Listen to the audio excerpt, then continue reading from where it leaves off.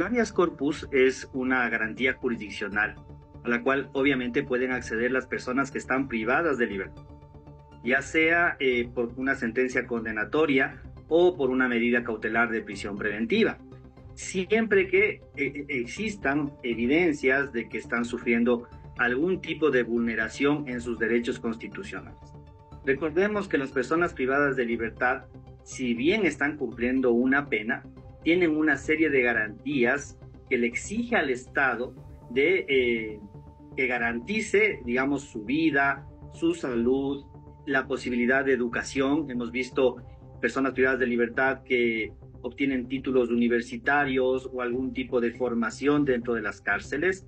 Entonces, si es que alguno de estos derechos está siendo vulnerado, puede la persona privada de libertad por sí misma, sin necesidad de abogado, o a través, como en este caso, de una organización defensora de derechos humanos, acceder a un habeas corpus. Ahora, en el contexto de este conflicto armado, ¿no es cierto?, en el cual nos encontramos, es evidente que pueden existir situaciones en que los privados de libertad vean que están siendo vulnerados sus derechos. Entonces, primero desde el punto de vista de activar la garantía, no tiene ningún tipo de problema, digamos. Es una garantía que la tenemos cualquiera de nosotros en el caso de que tengamos una privación de libertad. Ahora, el juez al otorgar el habeas corpus, al señalar que efectivamente no se está garantizando los derechos de las personas privadas de libertad, considero, ¿sí?, que no de ninguna manera busca interferir con la actividad de las Fuerzas Armadas, interferir con el plan de seguridad del gobierno, sino que en nuestra función de garantes, el juez lo que está diciendo es, miren, señores Fuerzas Armadas, en estos casos ustedes tienen que darles la posibilidad de que estas personas sean atendidas o reciban sus medicamentos.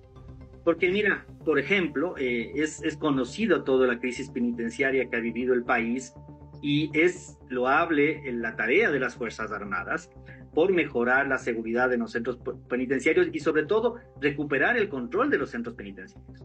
Pero esa situación, si bien nos beneficia a la gran mayoría de ecuatorianos, existen situaciones muy particulares de cada privado de libertad que pueden verse comprometidas. Solamente por darles un ejemplo. En mi caso, yo tengo también personas privadas de libertad a mi cargo y nosotros tenemos un procedimiento que se conoce como el procedimiento abreviado. La ley te establece que el preso tiene que firmar un documento en el que aprueba el acuerdo con el fiscal en el cual él asume la responsabilidad del delito. Y yo tengo ya casos en que el abogado dice, yo no puedo ingresar a la cárcel, no me dejan ingresar a la cárcel para que firme, no puede entrar ningún familiar, no hay forma de contactarnos con él, entonces no le podemos hacer firmar este documento.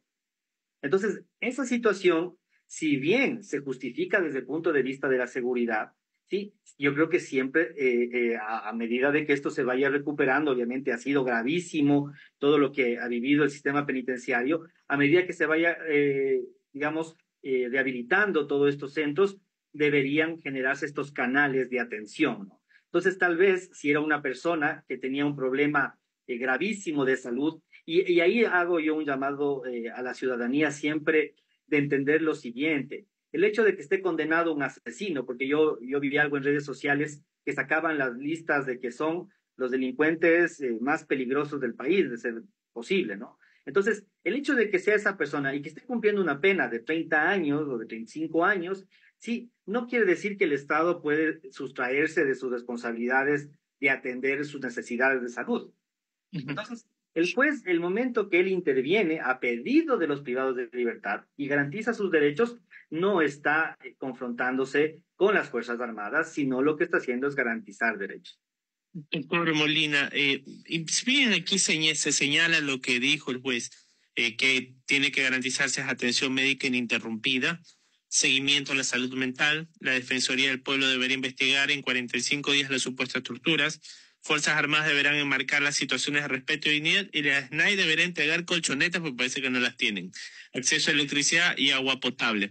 Pero a veces se ha confundido este tema del habeas corpus de que los han liberado por esto, o que podrían estar liberando privados de libertad por esta situación que se ha dado. ¿Se darían liberaciones o es más bien lo que usted mencionó, un apuntalamiento a que los derechos de estar dignamente en un espacio sean garantizados?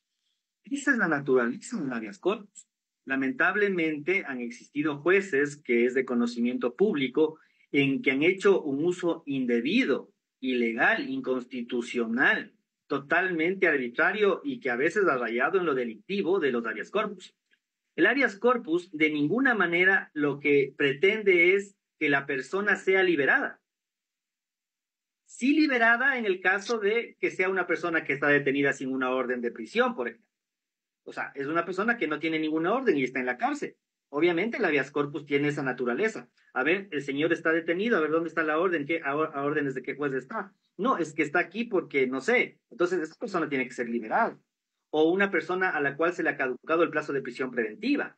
O a una persona a la cual ya ha caducado o ha prescrito su pena, que ya ha cumplido el 100% de la pena. Ha habido casos en que una persona, digamos, sentenciada a 10 años, ya la familia desapareció, no tiene con quién, digamos, un asesor, un abogado, no tiene dinero, no tiene nada, y no tiene quien le pida la libertad. ¿Ya? Entonces, ahí va un ciudadano cualquiera que el habeas corpus tiene esa facilidad, no necesitas de abogado, pide un habeas corpus por esta persona y esta persona, el juez dice, a ver, ¿qué pasó? A ver, esta persona, ¿a cuánto tiempo fue condenado? A 10 años. ¿Cuánto tiempo está? 10 años, un mes. Liberación inmediata.